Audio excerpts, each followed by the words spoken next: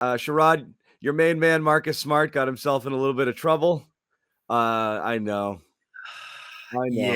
Yeah, Uh, yeah, yeah. so we know the story now. I guess what comes down to it, and again, this happened on Thursday. This is the final preseason game tonight, Friday, against the Miami Heat. Definite disappointment from Udoka, who's already down two regulars because Jaylen Brown and Al Horford are dealing with COVID. So they're still not eligible to play. And this was the game where I think he wanted to run as close to his opening night lineup and rotations as possible, which would have given us a chance to see what he has in mind and, get everybody playing together. He's been without Schroeder. There's lots of things going on here. He can't do that. Now, read into his comments. Do you think he was really pissed or he felt he had to do this to set a tone?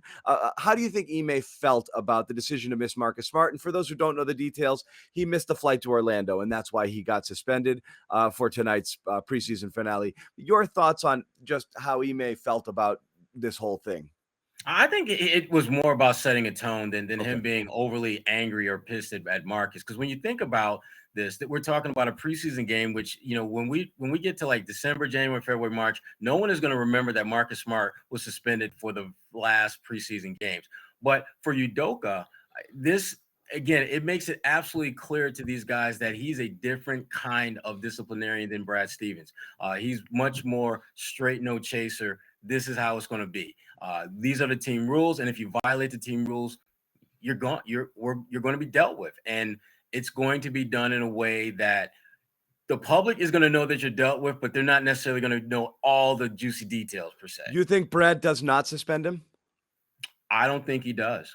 No. I don't think he Interesting. would. I just don't think Brad would have suspended him. Okay, so yeah, maybe not. And I think that was a lot of people were wondering the same thing. So if that's the case, yeah, you do want tone and precedent is everything because if you let this slide, that obviously sends a message to a lot of people because you don't know how people feel. You got a lot of young people on that team might be looking around or veterans who are like, what kind of operation are we running here? You've brought in new people. So there's quite a few people here. And this is your first head coaching gig. So everybody's got eyes on you. What are you going to do here?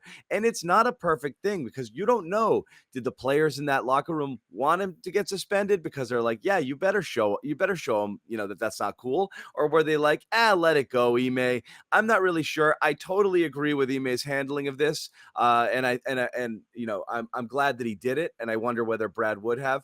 On the other side, though, there's the Marcus issue, which again, we're at this point in his career where. And we've talked about captains, and I know you like the idea of Marcus as a captain. I've been very much advocating the Jalen Jason tandem to kind of hand over the reins to those guys and say, you're it. If Marcus was in line for being a captain, does this take him out of it? Right out of the gate? I don't think it does, but it certainly raises a lot more questions if you were to go that route and name him a captain. I mean, to me, to do something that has not been done in several years, such as naming captains, and if you were to have a guy who just missed a team playing, that's just not a good look. At this point, I mean, I still think Marcus has earned the right to be a captain based upon his entire body of work as a player in the organization. But if I had to make a hard and fast decision right in this moment, I'd only have one captain, and it would be Tatum. He would be my lone captain on this team at this point.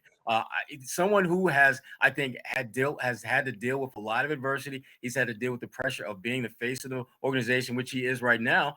And yet you look around, lo and behold, who's the last man standing? Jason freaking Tatum. Yeah. Yeah, no, and you're right. And there's a lot of things that go into it. The way Marcus reacted when they were discussing captains, it doesn't matter. We're all captains. If we're all captains don't do this, Marcus. It's definitely not a good look. So you can say we're all leaders. We lead by example. This is a crap example. So bad start in this regard here with a new coach. You're putting your new coach in a really tough spot here, right out of the gate. It's not a great way to get Ime indoctrinated into Celtics land. But moreover, there's a lot of tricky things here.